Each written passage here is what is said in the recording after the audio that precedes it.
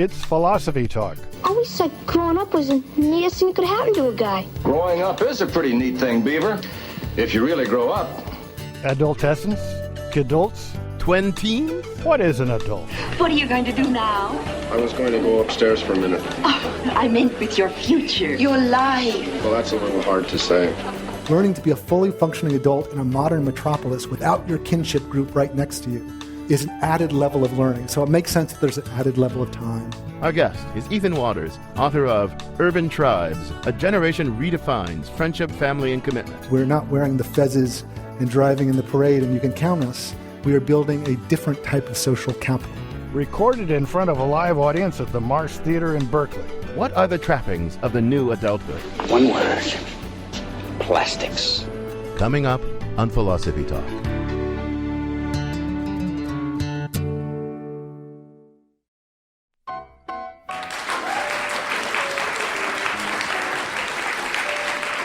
This is Philosophy Talk, the program that questions everything. Except your intelligence. I'm John Perry. And I'm Ken Taylor. Today we're coming to you from the Marsh Theater in Berkeley, the Bay Area's breeding ground for new performance. No breeding in the audience, please. Our thinking originates, however, at Philosopher's Corner on the Stanford campus. Welcome, folks, to Philosophy Talk.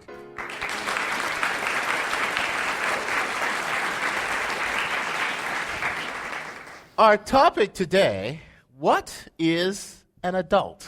Well, that's pretty easy, Ken. An adult means you're over 18 unless you want to drink, and then it means you're over 21. I suppose you're going to tell me there's more to it than that? Well, we're going to at least try to move the conversation a little bit deeper than that, because we're not so much interested in legal definitions as in changing social conceptions and psychological conceptions of what an adult is. I mean, look, you could argue that unless you know what an adult is, you don't really know what a person is or what a human being is at all. Tell me more. Well, go back to Aristotle. Aristotle said that to know what a thing is, anything, you need to know its final cause, its purpose. Now, look, I could show you a corkscrew, a cheap corkscrew, just a piece of wood with a spiraling wire descending from it. And that would be you. I would have shown you the corkscrew, but you might ask, well, what is that? Because you might not know what it's for. And then I would explain to you, well, what it's for is for removing corks from wine bottles, and I'll show you how that works. I'll tell you that's what it was designed to do and created to do, and that for Aristotle was its final cause, and that's what it takes to know what a corkscrew is. That's really fascinating. Maybe someday we'll do a show on what a corkscrew is, and your insights and Aristotle's will be very relevant. Well, look, but don't let's not diss Aristotle too much, because he can be a great help to us here. Because for Aristotle says that the final cause of a living organism, like a living human being, is the function that organism normally performs when it reaches full maturity. And the form or structure it develops through childhood, through immaturity, should help it perform these functions well when it does finally reach full maturity. So to understand what humans are, you're telling me, we need to understand what we expect from fully developed adult humans. Yeah, that's right. And for Aristotle, that meant creating and raising the next generation, contributing to the economy, to safety, to the governance of the community, and if you were lucky, like you and me are, doing philosophy. I never thought of you exactly as an Aristotelian. I mean, who gets to say what an adult is supposed to be like? I mean, we know who gets to decide what corkscrews are for, the people who make them, the people who sell them, the people who use them, but nobody makes, sells, and uses adults. Nobody decided what we're for. I mean, Aristotle probably thought God or somebody, but who's God? Or maybe reason, or economists, or philosophers, or biology, or the liberal media, or Rush Limbaugh. Who gets to decide what an adult is for? Those are really good questions, but I think Aristotle has a point that we can work with here. I mean, if you want to understand, say, what a given society thinks human beings are all about, then a good place to start is with what that society thinks being an adult is all about. So what is our society's conception of an adult? Where does that conception come from? Does it come from biology, culture, or what? And how is it changing? Well, it's pretty clear that it is changing. I mean, when I was raised, I was taught that an adult meant, you got a job, you fell in love, you got married, you had children, you become part of the community, and you start paying taxes big time, all in your 20s. Starting in your early 20s, or in my case, late teens. Now, that's not what adults do. I mean, that's what we're supposed to do, except for priests and a couple of exceptions like that. But that's not what they do. They don't spend their 20s doing those things, so something's changed. So the question is, are these people in their 20s adults? I mean, they're not doing those things anymore. That's certainly true. They're living it up. They're having a good time. They're forming urban tribes. They're delaying marriage. They're delaying having kids. They're not paying taxes because they're not getting jobs. I mean, so are they adults? What are they? Right? Well, so now we're getting to the core of these questions. Are these people like on Seinfeld or Friends? I mean, are they adults? Do they get to be adults because we've changed what counts as an adult, or are they just extended into adolescence? If we don't have being an adult straight, and you and Aristotle are right, then we've forgotten what human life is all about.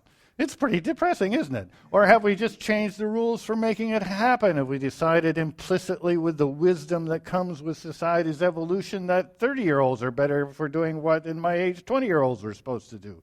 Have we discovered new patterns of growing up, or have we forgotten what it is to grow up? Well, our guest today, Ethan Waters, can tell us a lot about these questions. He's written a whole lot about this stuff, including a very fine book called Urban Tribes, A Generation Redefines Friendship, Family, and Commitment. He'll join us in a little bit. And we want all the adults, near adults, would-be adults in our live audience here at the Marsh to join in the conversation too. But first, our roving philosophical reporter, Caitlin Ash, asked two women of different generations about how adulthood has changed. She files this report.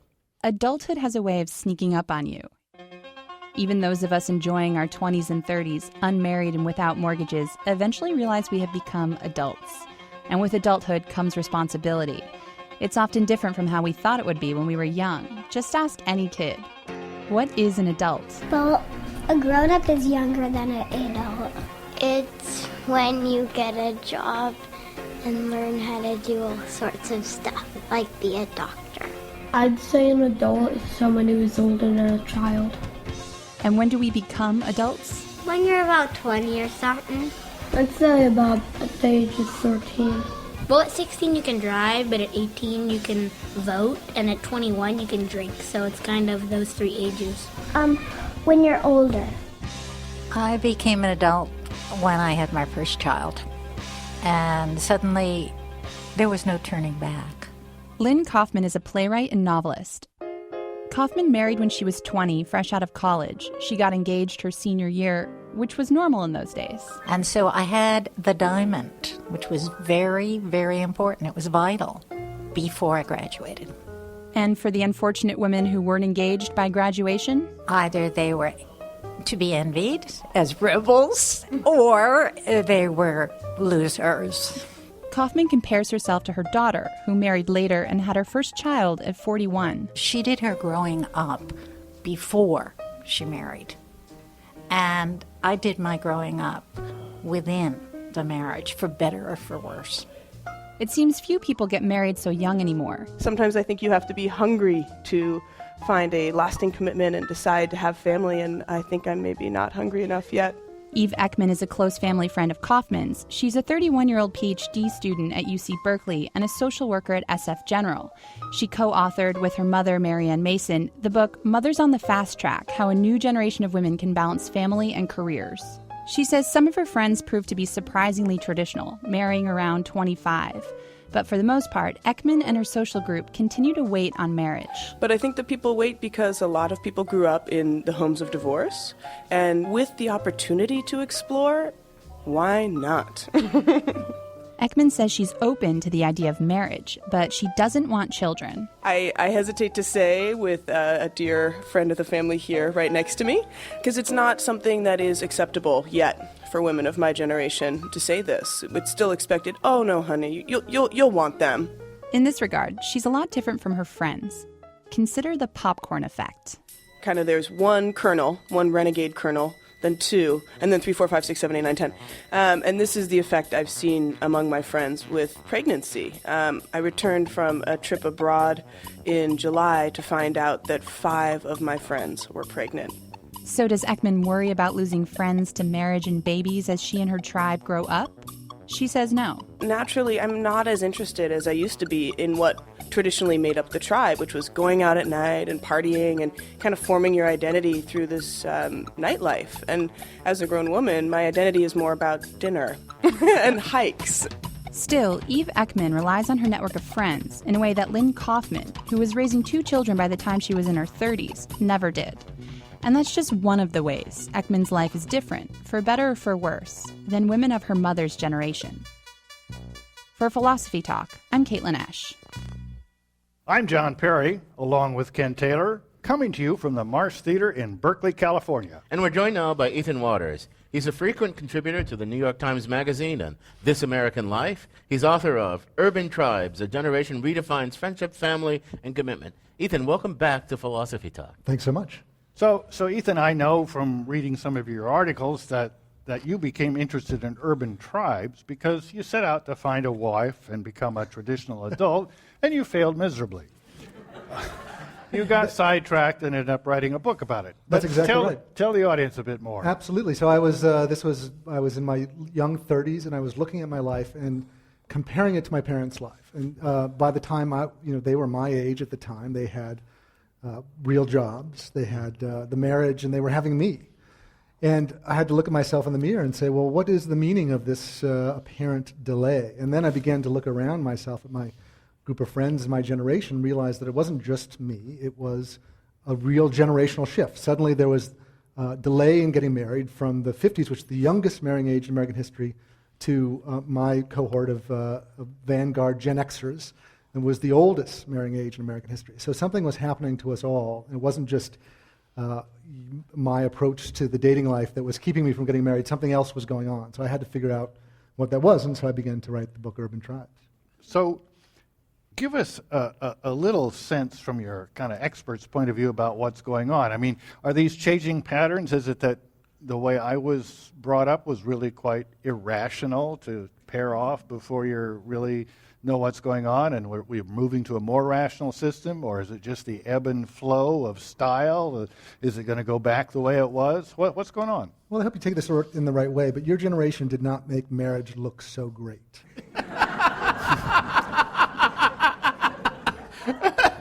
And I do think that was one of the motivations here, was that a lot of people came from families that had broken up, or if they didn't come from a family that had broken up, their friend's family had broken up.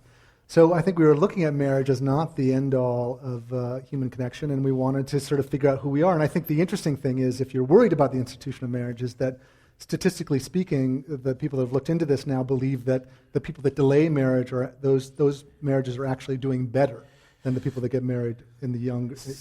So people are getting married later, they're staying in school longer, but is really what it is to be an adult? I mean, you might think of the concept of an adult as a kind of biological concept. All animals have stages of maturity and immaturity, and they develop in some kind of way that's determined by their biology. So it's not so much adulthood as such is changing. It's just that what adults do and how they live their lives are changing. The 20-somethings, they're still adults, but they're just living differently. I mean, is there a change in adulthood or just the way adults are living? I think there's a change in the expectation of what an adult should be, and certainly the place that we put adults now in their young 20s, this urban center after college oftentimes, is a very difficult place to figure out how to live a life, how to find a mate, how to do these things.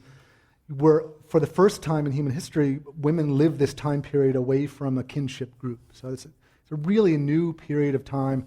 It takes a lot of figuring out, and people tend to group into friendship groups to try to understand it. And I think that does make it a significantly different time of life, and it gives it a different meaning than it used to have. So we'll have to explore this in some greater depth, because this is a fascinating idea. This is Philosophy Talk, coming to you from the Marsh Theater in Berkeley. We're talking about the new adulthood with author and journalist Ethan Waters. In our next segment, we're going to look at whether new ideas of adulthood mean new expectations of an adult's commitments to family and community, or new ways of achieving the same old expectations. Urban Tribes and Rethinking Adulthood, along with questions from our live adult audience when Philosophy Talk continues.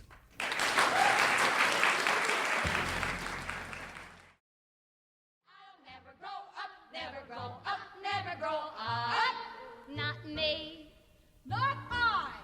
Not me. So there. I'm John Perry. Welcome back to Philosophy Talk.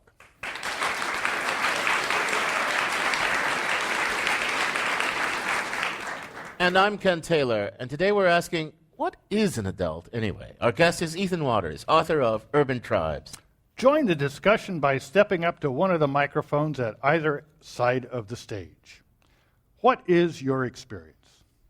From high school or college into a traditional family? Or did you just become part of some extended tribal-based thing, an urban tribe, a rural tribe? Which way is better, Ozzie and Harriet, or Jerry and Elaine, and Kramer and George? So, Ethan, back to the Aristotelian thing. Look, human communities, Aristotle said, depend on the work of adults. They raise the next generation, they make the economy work, they contribute to political governance, they eventually end up being old and wise like John here, and then they're dead, you know. So we have all these people who are delaying taking on the full trappings of adulthood. They're self-exploring longer, they're being in school longer, they're delaying marriage and child raise, and some of them they can look like they're going to opt out of this. But can this actually go on? Don't they have to? Don't eventually all human beings have to become adults and become productive members of society? Yeah, your question betrays this assumption about this time of life that we're not doing that already, and I think that's a really widely held belief, and it was held actually by myself. It's held by the political left. Hillary Clinton, It Takes a Village. George Bush, 1,000 Points of Light. You find it in the sociology. Robert Putnam wrote a book called Bowling Alone, which he made the case that we are falling off the map in terms of joining the social organizations that our parents did, the League of Women Voters, the Lions Clubs, and so forth. And it's all true. Those statistics are true. And my suggestion is that if you look within these groups, within these city structures, and look deeply within the friendship groups, what you'll find is that we are building a different type of social capital.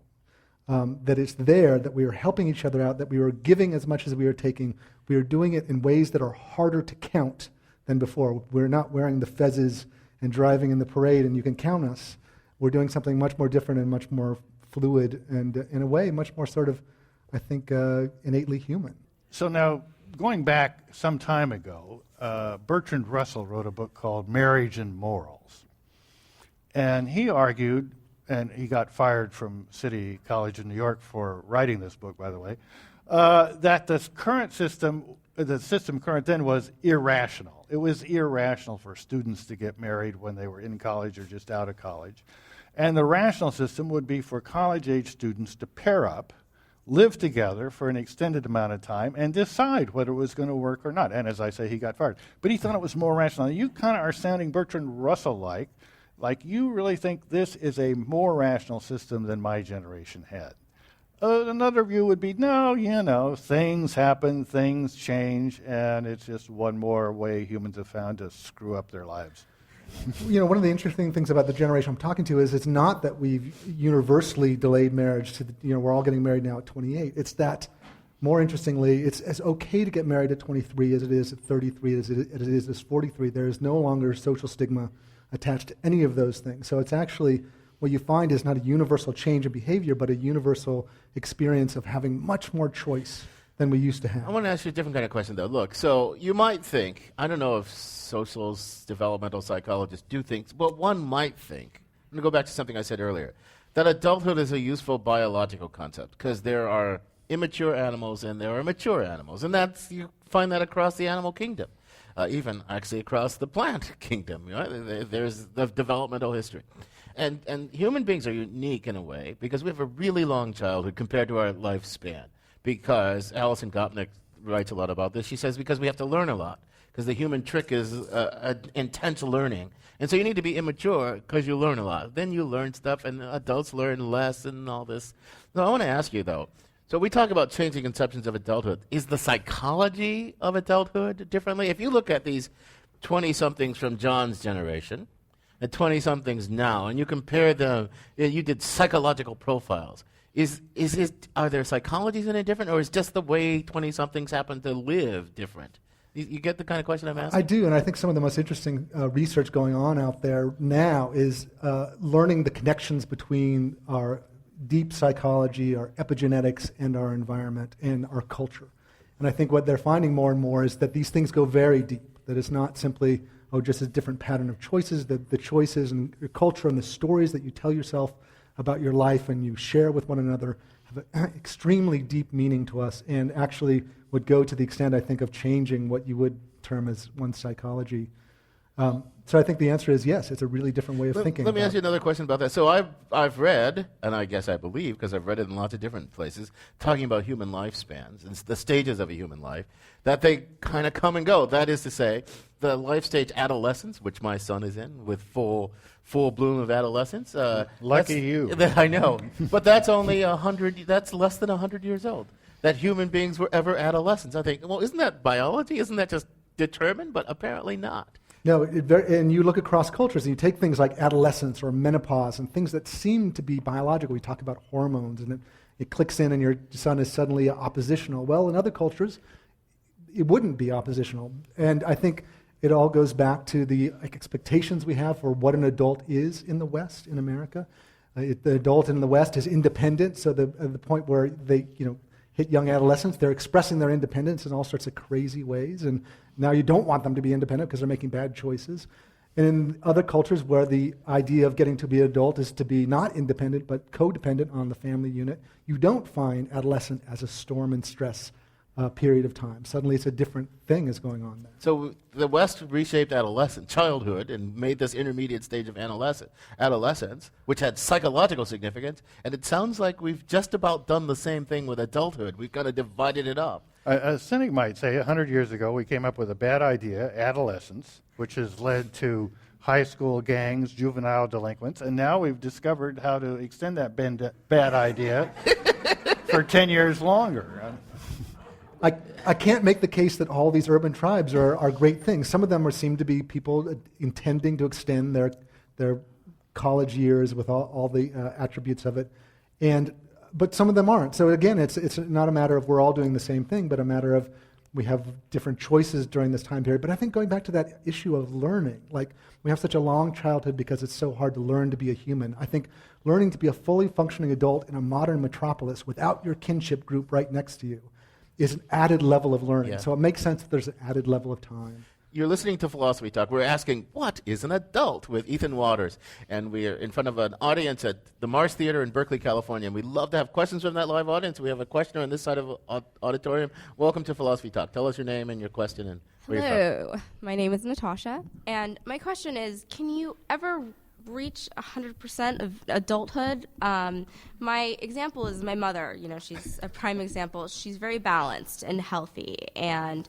she brings calm to stressful situations. She manages our family very well, and she brings guidance to us, and that's how I see an adult. She takes care of our family. But she is an extreme football fan, and she loves the 49ers. Unfortunately, you all know they do not win that often. So when they do lose, she becomes very somber and I would say childlike, deeply saddened. And I mean, that's a little unadult-like. So is she half an adult? Is she 50% of an adult? If the NFL went away, would she become 100% of an adult? Can you still be an adult and act childlike? Well, I think that it's interesting. I think back on my urban tribe years, which I have to admit to this group that it was a while ago now. I now have 3 children. Yes. I'm married, and probably a hefty mortgage and all that. Yeah, I have all the trappings of the adulthood now. And I think back to that time of that house full of roommates in that urban tribe, and we all were after some sort of quixotic project or other. We were, someone was building a hovercraft in the basement, and someone else was doing dramatic art projects out in Burning Man, and it was a time where we sort of held on to some aspects of childhood in terms of our avocations. And I do think there's a lot to be said for that. It keeps one healthy and happy, and the recent research that's come out on the necessity of play throughout our life, I think, sort of speaks to that. Don't we need more terms in childhood and adult? We have childhood, adolescence, we have stages of childhood. And I mean, I've been reading and preparing for the show. There's this, what do they call them, kidults? Adolescence. I mean, people are trying to figure out new terms for the stages of life. Don't we need more terms? Yeah, there's no human problem that can't be solved with terminology. That's what this generation needs, is another trend. I really had a layer of self-loathing when I began to write the book, because I realized I was coining a phrase and identifying a trend in a generation, which is something that I think we're a little tired of, because we've been so trended and so labeled, and Gen X and Gen Y and on and on and on. Here I was adding to the mix. Yeah, but if you don't make enough distinctions, you can't explain all the things you need to explain. And life stages, it turns out, are highly culturally conditioned. But you know what? We got more questions from our live audience on this side of the auditorium. Hello, my name is Ron, and my question has to do with the word responsibility. So far, it's been suggested that if you're treated like one, you become one, which has to do with the parent-child relationship. I look at it as an adult as taking responsibility for yourself, and then you've had a lot of discussion about marriage, which I would call taking responsibility for others. So I'd like you to speak to that a little bit. What do you think, Ethan? I was very taken by this idea that Aristotle, the idea of giving back as much as you take in a group setting or a society or a culture, and I think that the moment that you begin to give back as much as you take is the moment you become a true adult. And I do think that suggests that that's taking care of more than just oneself, but that suggests taking care of others as well. When my wife and I had our first child, and we were just about 20, and we had been married about a year and a half, so we hadn't had a lot of time before that. But I remember realizing just within a year or two after that my whole understanding of my own parents and of adults in general had changed. I never knew really what they were all about until I had become a parent. So, in a way, I think it's great that people spend their 20s developing individually and as humans and without tying themselves down to a particular partner that may not turn out to be so perfect or having the problems that come with kids. But on the other hand, I do think there are some kinds of understanding that are really delayed that way because there are just things you don't understand until you step into this position. I think that's absolutely true. And I had the same experience, at 38, having a child and now having 3 children. But you do realize that there is so much experiential understanding in that process that you went through your 20s really not knowing. One of the things I discovered by becoming a parent, rediscovered, is how depraved our culture is. That is to say, how much imagery of violence, over sexualization, all this just streams at young minds. Because when you're 30 and you're just immune to this. I mean, you're shaped already, but how much stuff just streams at kids, and you don't see that until you kind of have the care and feeding of them on a regular basis. But I want to ask you another kind of question. I want to point out something. Adulthood. The concept of an adult is not just a descriptive concept for a life stage, and I think that's part of what's going on. It's also a normative concept. We say, act like an adult, because there's a way adults are supposed to be. And one of the reasons this stuff causes such social turmoil is because as we change our descriptive understanding of what adults do and how they live, old norms get challenged, and the people who invested in those old norms really don't like to see their norms challenge. What do you think about that? Not only does the older generation look and become nervous about the younger generation when their child is 35 and not married, it's actually internalized as well. If that younger generation does not have a story to tell itself about itself that gives itself meaning, it will become incredibly anxious. And I think that anxiety is the humor of Seinfeld and Friends. Right. These people that have no apparent way to chart the city life. That was our anxiety that we were expressing ourselves. So we got another question from this side of the room. Welcome to Philosophy Talk. Yeah, my name is Rochelle, and I'm wondering about extending the conversation a little older than we've been doing. On the older end of the spectrum, I noticed that it wasn't until I was pushing well into my 50s and then into my 60s that I started to think about things with more of an overview. And that all through my life as a child, adolescent, and an adult, so much of what I did was kind of a central nervous system reaction to what was going on, including what was happening culturally. A time that made sense to raise a child, choose a career, take responsibility in the community. Much of that was kind of pro forma, and it wasn't really until older that I had the sense of an overview. And in a sense, it was then that I felt more adult. I was doing adult things, but I don't know that I felt adult until I was older. And I've noticed that young children often do what we're attributing to adults, which is they take care of each other. Watch out for the community. You don't have to be an adult to do that exactly. there's an awful lot in what you said. Our colleague Laura Carstensen at Stanford studies the psychology of aging, and she thinks there are actually many stages of adulthood. It's a very fine-grained thing, and that as we age, the way our minds work, the way our memories work, the way our planning works, the way our values are change systematically, and that it's important to understand. If we want to understand the total life course of a human being, we have to understand aging too. Do you have any insights about that? I thought, I had this experience while I was writing Urban Tribes. My father died during the process of writing the book, and my mother lives up in Chico, and suddenly her life began to look a lot like mine. She had a really strong group of friendships. She was living outside of a kinship network, but these people really came together. So I don't think it is this idea of grouping as friendship groups and finding meaning in them, which is my sort of particular interest, is not just for young 20s. It's for any time in your life that you need that sort of social support. You find, and certainly my mother found that late in her life, and so we were living very parallel existences. I'll end this segment with a deep thought that I've gotten through my 68 years. I think that life is a lot like a term paper. You start out a term paper with all these ambitions. This is a term paper. I'm gonna knock that professor off his chair. I'm going to revolutionize the field. I'm going to make a discovery. It's going to be so wonderful. And then by the time you hand it in, you say, God, I hope I haven't embarrassed myself and screwed things up too much. So I think life is like that. You start off, and it's good. I mean, you have really high ambitions and so forth and so on. But in the end, you look back and you say, well, looks like I haven't really ruined anybody else's life. I didn't cause a war, so, that's success. You're listening to Philosophy Talk. We're asking, what is an adult?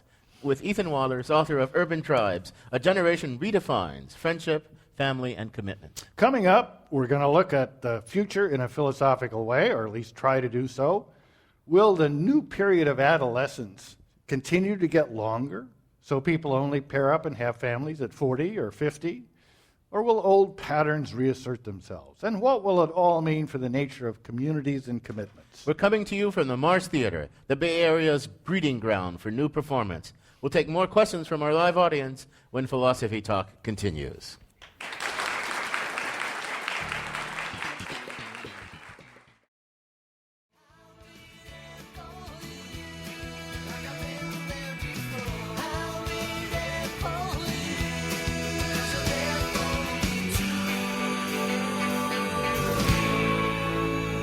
Welcome back to the program.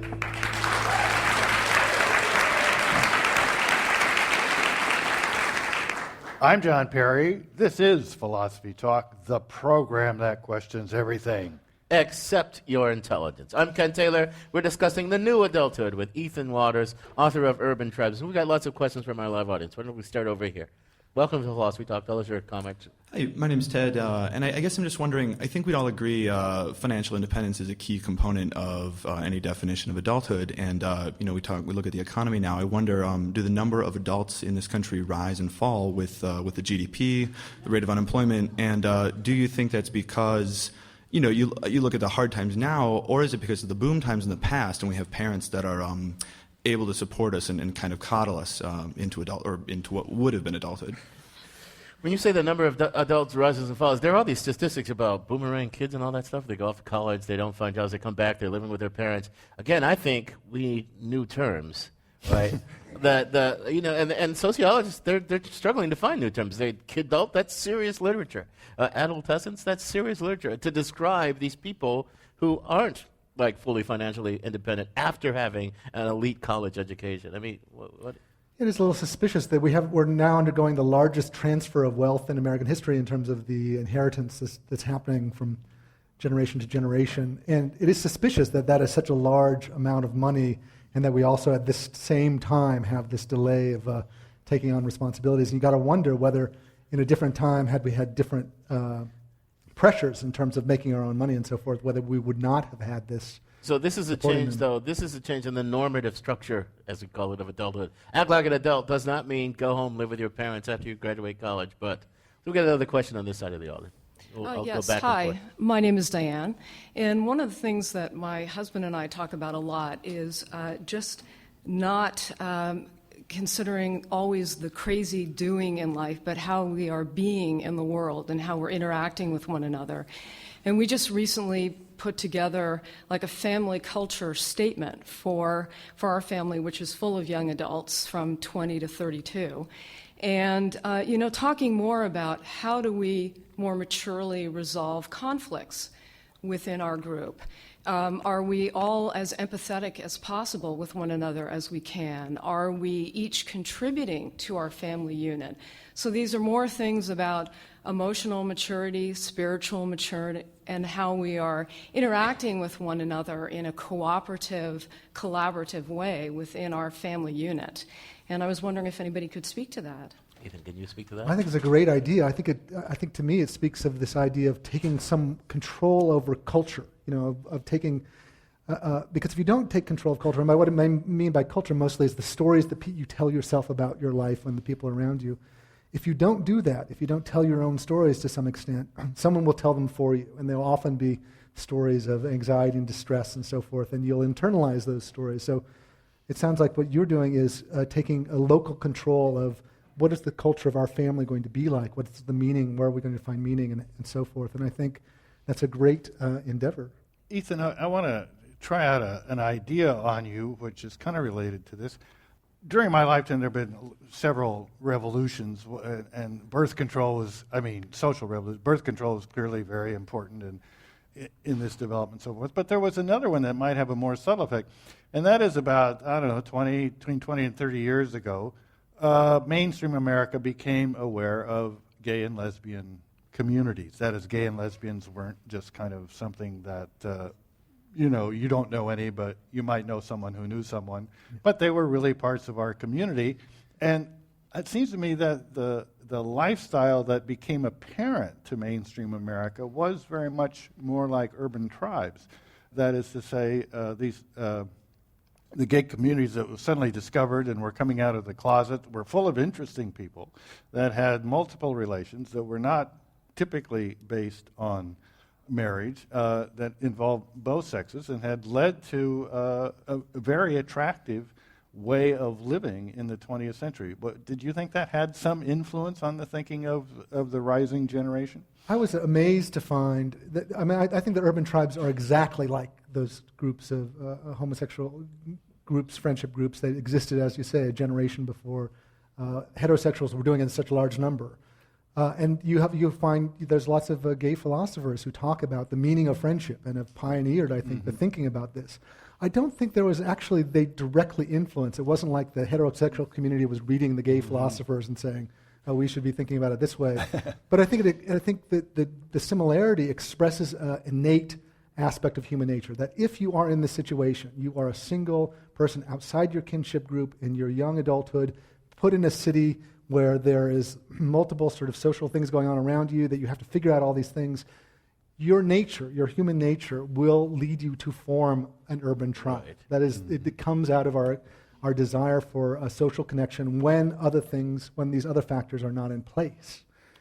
So I think we did the same thing, just for different times. Your work about this is about urban tribes, and that sounds like what we used to call the yuppies of old, right, kind of thing. But I understand this to be kind of a worldwide global phenomenon, and I wonder if it cross-cuts class or not, or if it's just, you could think, well, this is the luxury of the upper middle class who have, in the case of these boomerang kids, parents who can support them. You talk about this massive wealth transfer. But, if you're the poor, the urban poor, the rural poor, does this same reconfiguration of adulthood show up in... You're still delaying marriage longer than you used to in those populations. Not as long as the college-educated kids, but you're still delaying marriage. You still have birth control. You still have women accessing education and workforce opportunities. So you do have it to a smaller time scale.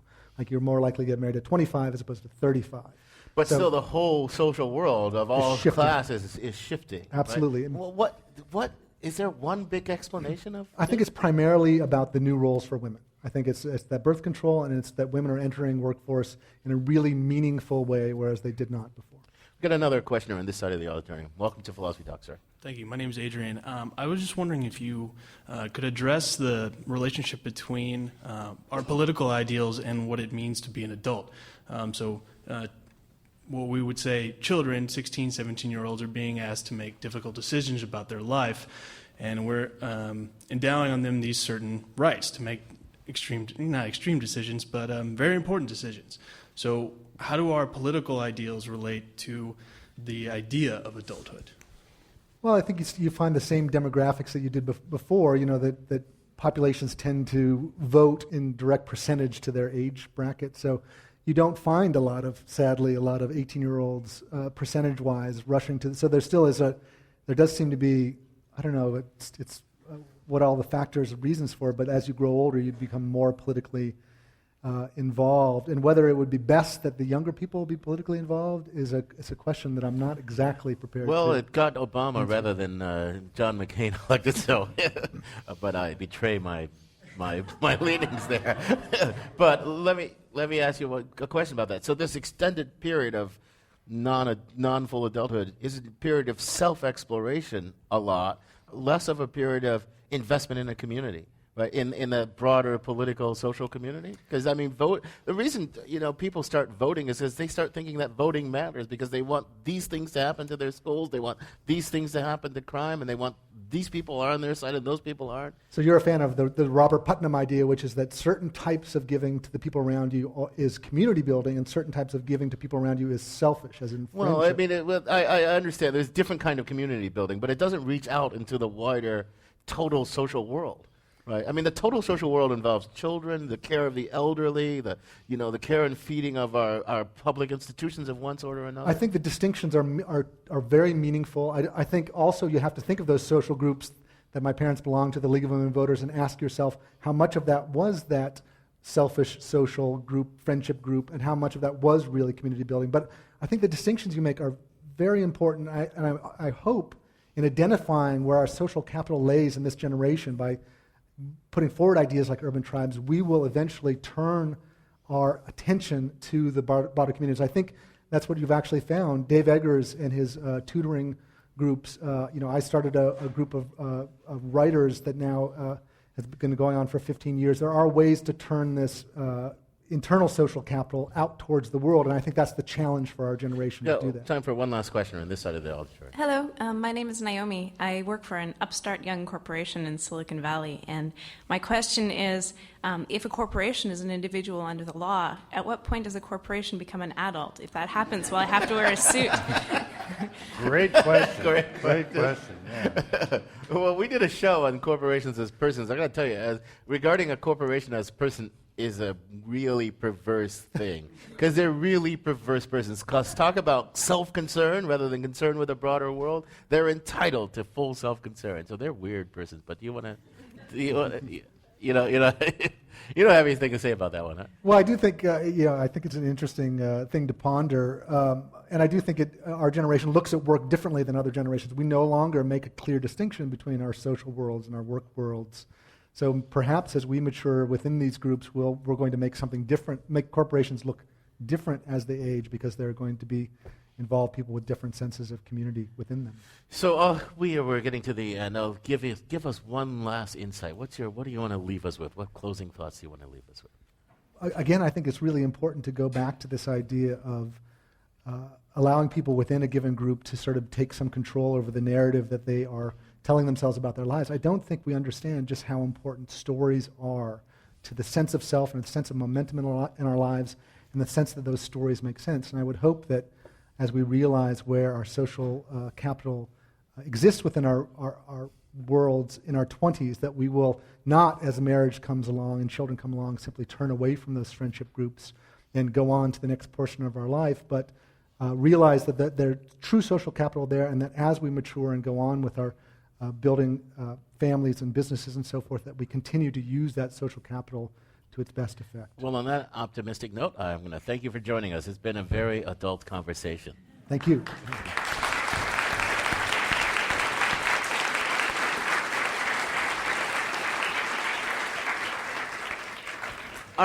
Our guest has been Ethan Waters. He's a frequent contributor to the New York Times Magazine and This American Life. He's an author of Urban Tribes, A Generation Redefines Friendship, Family, and Commitment. And we also want to thank everyone in our live audience for your wonderful participation in the program. Please give yourselves a round of applause.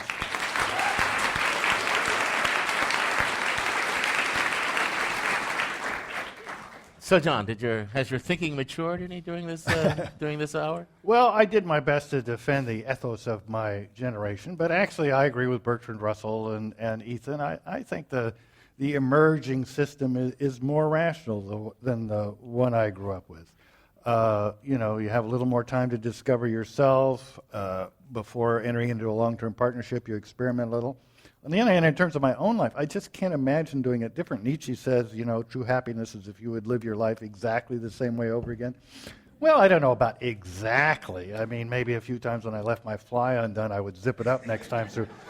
But I can't imagine not having the children I have and the grandchildren I have, and at this stage in my life, being 10, 15 years behind where I am. So I'm left. Did my thinking mature? No. I don't know. I don't know whether this thing we're evolving toward is more rational. It's more like determined by the moment that we're in, the historical moment that we're in. But one of the things we didn't really get much of a chance to talk about is the downside cost of this. I do think this thing about delaying our being enmeshed in a wider fabric of community, even though you are enmeshed in these smaller friendship communities, delaying being enmeshed, has huge implications for all kinds of things that we do, and not all of them good. Some of them good, some of them bad. And you know what? When you delay parenting and you become a parent at an older age, it really does change the way you parent. And sometimes for the good, sometimes for the better. But you know what? This conversation continues on our blog, theblog.philosophytalk.org, where our motto is cogito ergo blogo. I think, therefore I blog. And you can also find out more by visiting our very active Facebook page. And you can sign up and get the free weekly podcast of Philosophy Talk at our website, philosophytalk.org. For the final word, we're going to turn to that fast-talking urban tribesman, Ian Scholes, the 60-second philosopher. Ian Scholes. On the long and ever-changing list of social problems we're supposed to worry about, two items that constantly show up are the sexualization of children and the childrenization of adults. The former, it seems to me, is easy to fix. Come Halloween, if your daughter wants to go door-to-door dressed either as a hooker or a fairy princess, opt for the fairy princess option. Be firm. And if there's a Hillary Clinton outfit at the superstore, go for that. The childrenization of adults is a different problem. Ever since the invention of the teenager in the mid-20th century, growing up seems to have become a bigger and bigger issue, especially with baby boomers, who were the first teens demographic-wise. We're nearing retirement, and we still don't want to grow up. It was 50 is the new 40. Now 60 is the new 40. We see 60-something Cher showing off her young legs for Vanity Fair, cosmetic surgery, Botox, toupees, hair dye, gyms, yoga, all grist for the boomer mill. Among younger people, you see baggy pants, big untied shoes, oversized T-shirts, baseball caps worn backwards or sideways. Looking like a 5-year-old badly dressed by your mommy has become a tough guy indicator. All of which is okay with me. I'll take my bad knees and twinge in the corner, nursing bitterness and regret, watching the market forces deplete my retirement funds for my own good and for the good of the economy. Something that might get me through the transition into full-fledged geezerhood is a new product that was discovered, in a manner of speaking, by a woman in Newport Beach who put her kids to bed one night after giving them chocolate milk and decided to have some herself with a shot of vodka. She posted her enjoyment of this beverage on Facebook, which is the ultimate in kidult phenomena, isn't it? Didn't a Facebook used to be a high school yearbook? Anyway, thanks to social networking, there is now the Adult Beverage Company, which offers adult chocolate milk, adult orange cream, and adult fruit punch, among other beverages. Now, I'm not sure how the addition of vodka redelivers a grown-up back to the cozy confines of childhood. I used to take my chocolate milk with graham crackers. Maybe sprinkling a little heroin on them would further erase the years. Ah, memories. I'll get some Necco wafers, Bit-O Honey, Fizzies, Jiffy Pop popcorn, gummy bears, throw them into a blender with some Lipitor, Viagra, Zoloft, and Jack Daniels. Drink it down, I'll be a baby again. Nap time. One last thing. Why, when a young person kills somebody, do we debate whether to try him as an adult? Since when is murder a mature thing to do? I gotta go.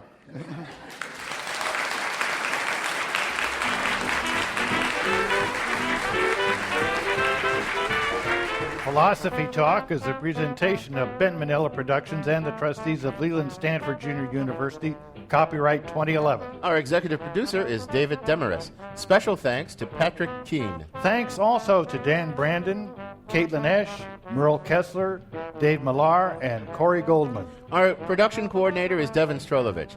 Daniel Elstein and Ben Hirsch are our directors of research. Leo Weiss is our webmaster. Support for Philosophy Talk comes from various groups at Stanford University, the Friends of Philosophy Talk, the Templeton Foundation, and from the members of KALW, local public radio, San Francisco, where our program originates. The views expressed or misexpressed on this program do not necessarily represent the opinions of Stanford University or of our other funders. Even when they're true and reasonable. The conversation continues on our website, philosophytalk.org. I'm John Perry. And I'm Ken Taylor.